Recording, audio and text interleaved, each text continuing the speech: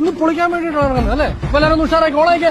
ഇത് നമ്മുടെ യഹൂദിയായിലെ ഒരു ഗ്രാമത്തിൽ ഒരു ധനുവാസത്തിൻ കുളിരുണ്ടാകും.